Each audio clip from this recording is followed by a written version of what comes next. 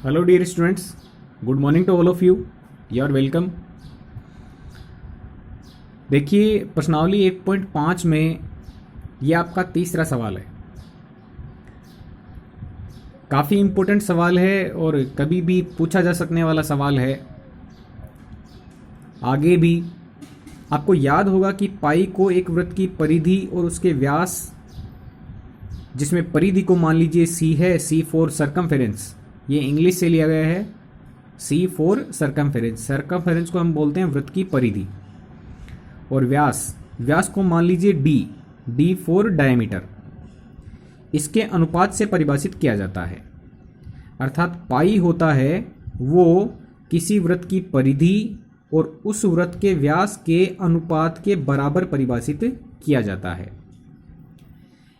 लेकिन ये इस तथ्य का अंतर्विरोध करता है कि पाई एक अपरिमेय संख्या है। तो इस अंतर्विरोध का निराकरण आप किस प्रकार से करेंगे, ये आपसे पूछा गया है। देखो सवाल को ठीक से देखो। हम परिमेय संख्या को क्या बोलते हैं? परिमेय संख्या होती है वो आपकी P बट्टे Q के रूप में लिखी जा सकने वाली संख्या कहलाती है। कि जो भी संख्या P बट्टे Q के रूप में लिखी जा सकती है वो संख्या परिमेय कहलाएगी, ये हम जानते हैं। ठीक है, तो C बट्टे D है वो भी तो P बट्टे Q की एक संख्या हुई। ये P बट्टा Q के रूप में लिखी गई है, तो P बट्टा Q के रूप में लिखी जाने के कारण इसको तो परिमेय बोलना चाहिए था, जबकि इसको क्या बोला गया है? इसको अपरिमेय संख्या बोला गया है। और ये आप क्वेश्चन अपने आप से भी कर सकते हो कि हम पाई का मान है वो 22/7 लेते आ रहे हैं, 22/7 लेते आ रहे हैं। तो ये भी एक पूर्णांक संख्या है, ये भी एक पूर्णांक संख्या है। तो P बटे Q के रूप में लिखी जाने वाली संख्या को तो परिमेय बोलना चाहिए था, जबकि इसी सवाल में ये क्या बोल रहा है कि पाई तो एक अपरिमेय संख्या में गिनी गई है। तो ऐसा क्यों है कि P बटा Q के रूप में लिखी जा सकती है उस संख्या को तो हम परिमेय बोलते हैं, इसको अपरिमेय क्यों बोला जा रहा है? तो देखो इसकी परिभाषा में छुपा हुआ राज है कि पाई को परिभाषित कैसे किया गया था।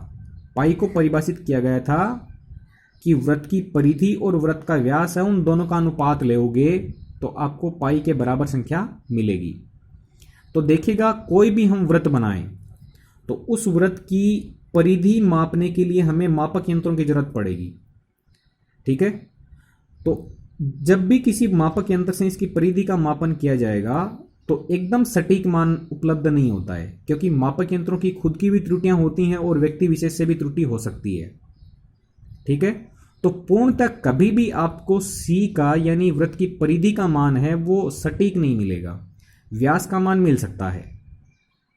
ठीक है, व्यास एक सीधी रेखा होती है तो उसके लिए एग्जैक्टली सीधा मान मिल सकता है, लेकिन सर्कमफेरेंस यानी वृत्त की परिधि मापने के लिए इसका मान सटीक नहीं मिल पाता है। तो इस कारण से क्या होगा, C का मान थोड़ा बहुत चेंज होता रहेगा। तो इसका मतलब क्या होगा कि यह संख्या एक पूरी पूर्णांक संख्या नहीं बन पाएगी। दशमलव में भी थोड़ा बहुत मान आ जाएगा तो पूरा पूर्णांक संख्या नहीं मिल पाएगी। और P बटे Q की परिभाषा में क्या था कि P पूर्णांक संख्या होनी चाहिए, Q भी एक पूर्णांक संख्या होनी चाहिए। तो इस वृत्त की परिधि का मान मापक यंत्रों की वजह से बदलता रहेगा या व्यक्ति विशेष की त्रुटि के कारण बदलता रहेगा, चाहे दशमलव में ही अंतर आए। तो इसका मतलब ये पूर्णतः P बटे Q का रूप नहीं ले पाएगी, जिस कारण से इस पाई को हम क्या बोलेंगे? अपरिमेय संख्या बोलेंगे।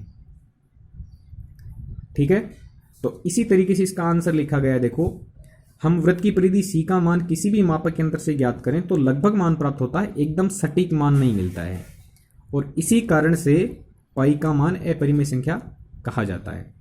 देखो 22/7 मान है वो हम हमारी गणना को आसान बनाने के लिए लेते हैं। ठीक है, जब भी सवालों में आपको लिखा हुआ मिलता है ब्रैकेट के अंदर पाई का मान 22/7 लीजिए, तो वो हमारी गणना को आसान बनाने के लिए लिया जाता है। ठीक है, तो इस तरीके से आपको इस सवाल का उत्तर देना है, याद भी रखना है इसको। देखो अगला सवाल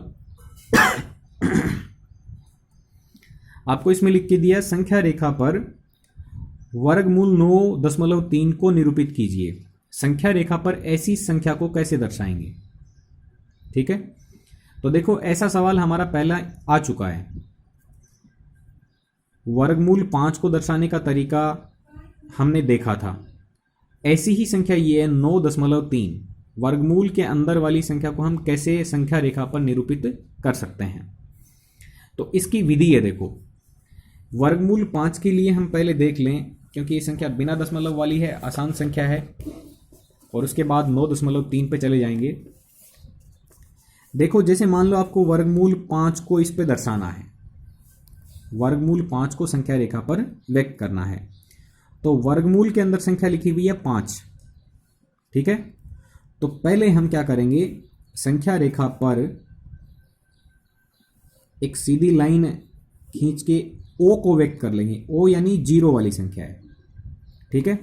एक पॉइंट बना देंगे ओ। फिर आपको 5 दिया हुआ वर्गमूल के अंदर, तो आप 5 सेंटीमीटर का रेखाखंड लेंगे। तो बाईं तरफ आपका 5 सेंटीमीटर का रेखाखंड मान लो ए बिंदु पर कट कर रहा है, ये 5 सेंटीमीटर का रेखाखंड हो गया, ठीक है। और आपको इस ओ बिंदु से दाईं साइड में 1 सेंटीमीटर का रेखाखंड लेना है, ठीक है। ये बिंदु बी हो गया।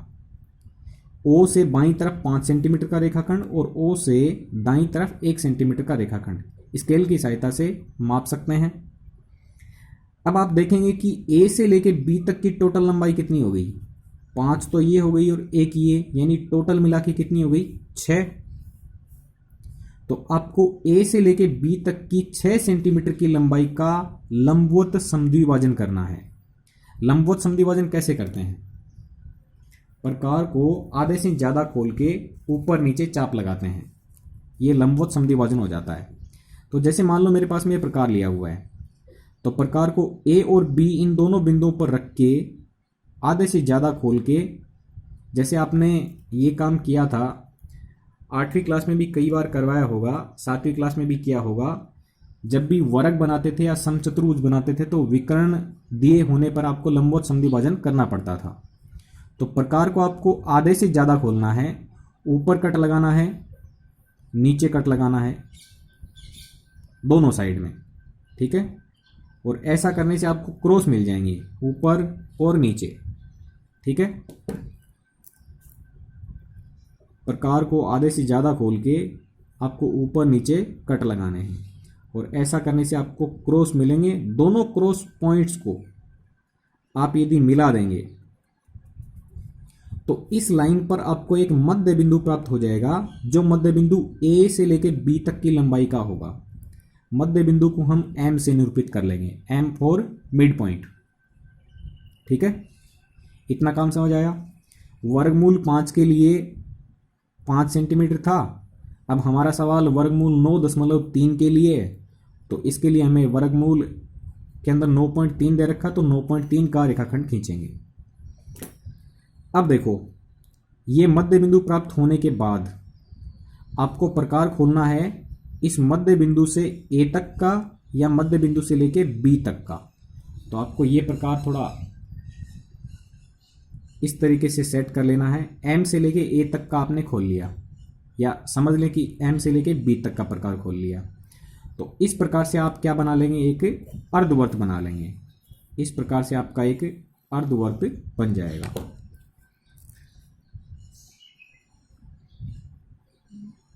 ये आपका काम होगा, अर्धवर्त बना लेना, ठीक है। तो ए पॉइंट, ये पॉइंट बी और एम हो गया इसका मध्य बिंदु, आपने अर्धवर्त खींच लिया, ठीक है। अब बिंदु ओ पर ध्यान रहे, बिंदु ओ पर आपको एक लंब खींचना है। 90 डिग्री का कोण बनाती हुई लाइन होती है, वो लंब होती है। तो आप चंदे की हेल्प से 90 डिग्री का कोण बना सकते हैं, ठीक है। तो यहाँ पर चंदा रख के, ओ बिंदु पर चंदा रख के 90 डिग्री वाले बिंदु पर निशान लगा के, और आपको एक लंब खींचना है बिंदु ओ पर, ठीक है। ये अर्धवर्त को जहाँ पर भी काटेगा उस बिंदु को आपको पी नाम देना है। अब ओ से लेके पी तक की लंबाई होगी वो आपकी वर्गमूल 5 होगी 100%। अब इसके लिए भी आपका प्रूफ है कि ये √5 कैसे आ गई। हमने तो बिना नापे तोले बता दी कि √5 आ गई। ये लंबाई वर्गमूल 5 कैसे हो गई, तो इसको हम अभी देखेंगे थोड़ी देर में। आपने ओ बिंदु पर लंब खींच लिया, इस अर्धवर्त को पी बिंदु पर काट रहा है, तो इसको आप वर्गमूल 5 बोल रहे हैं। अब हमें संख्या रेखा पर देखना था वर्गमूल 5। तो ओ से लेके पी तक की जो लंबाई है, आपको प्रकार कितना खोलना है, ओ से लेके पी तक का, इस लंबाई का यानी वर्गमूल 5 की लंबाई खुल गई है। ये लंबाई कितनी है, वर्गमूल 5। तो वर्गमूल 5 से आप इधर कट लगा देंगे इस संख्या रेखा पर, तो ये यहां पे काटेगा। पी बिंदु से आपने चाप को घुमा दिया और ये संख्या रेखा को कहां पे काट रहा है, बिंदु क्यू पर काट रहा है। तो इस तरीके से आपको संख्या रेखा पर बिंदु क्यू मिल जाएगा। देखो ये लंबाई कितनी है, वर्गमूल 5। तो ये लंबाई भी कितनी हो गई, वर्गमूल 5, क्योंकि ये इधर से घूम के आया है तो चाप की लंबाई समान रही है, यानी क्यू बिंदु है। ये बिंदु ओ था जीरो वाला, जीरो के आगे 1 सेंटीमीटर और जीरो के पीछे 5 सेंटीमीटर ली थी। तो ये वर्गमूल 5 लंबाई है, तो यहां से लेके क्यू तक की लंबाई भी कितनी हो गई, वर्गमूल 5। तो इसका मतलब वर्गमूल 5 यहां पर है। ठीक है, अब हम देख लेते हैं कि ये वर्गमूल 5 लंबाई क्यों आई। तो इसके लिए आपको पाइथागोरस थ्योरम की हेल्प लेनी पड़ेगी। इस बिंदु से यदि इसको मिला दें तो ये अर्धवर्त की त्रिज्या हुई। अब इस त्रिज्या की लंबाई आप कितनी बताएंगे, इस त्रिज्या की लंबाई m से लेके b तक या m से लेके a तक या m से लेके p तक समान ही है। कितनी है, a से लेके b का आधा है, क्योंकि a से लेके b तक की लंबाई थी 6, 5 बाईं साइड में और 1 दाईं साइड में, यानी टोटल थी 6। तो 6 सेंटीमीटर का आपने आधा कर लिया, क्योंकि लंबवत समद्विभाजन से मध्य बिंदु प्राप्त हुआ। तो 6 का आधा 3 सेंटीमीटर हो गया, ये लंबाई बन गई 3 सेंटीमीटर। ठीक है, अब m से लेके o तक की लंबाई कितनी होगी, m से लेके o तक की लंबाई कितनी होगी बता सकते हैं। देखो m से लेके b तक की लंबाई टोटल आपकी 3 सेंटीमीटर है, यहां से लेके यहां तक की कितनी है, ये 3 सेंटीमीटर है m से लेके b तक। इसमें से 1 सेंटीमीटर टुकड़ा काट दोगे तो m से लेके o तक की लंबाई कितनी हो गई, 2 सेंटीमीटर। ठीक है, अब पाइथागोरस प्रमेय लगा देंगे। पाइथागोरस प्रमेय लगाओगे तो कर्ण का वर्ग बराबर लंब का वर्ग प्लस आधार का वर्ग, यानी कर्ण m से लेके p का वर्ग बराबर m से लेके o यानी आधार का वर्ग प्लस o से लेके p यानी लंब का वर्ग। कर्ण की लंबाई कितनी है, 3, तो 3 का वर्ग बराबर m से लेके o तक की लंबाई 2 यानी 2 का वर्ग प्लस o से लेके p तक की लंबाई हमें ज्ञात करनी है। 3 का वर्ग 9, 2 का वर्ग 4 प्लस OP का वर्ग। 9 में से 4 कम कर दोगे OP का वर्ग बच जाएगा। 9 में से 4 कम किया यानी 5 यानी OP का वर्ग।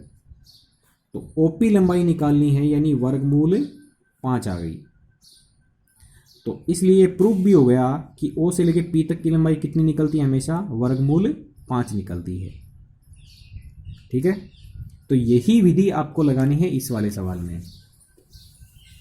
आप देख लें अब इस सवाल को, आपको वर्गमूल 9.3 को अंकित करना है संख्या रेखा पर।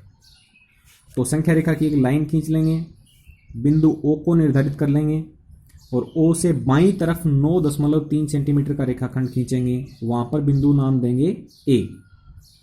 और O से लेके दाईं तरफ 1 सेंटीमीटर का रेखाखंड खींच लेंगे।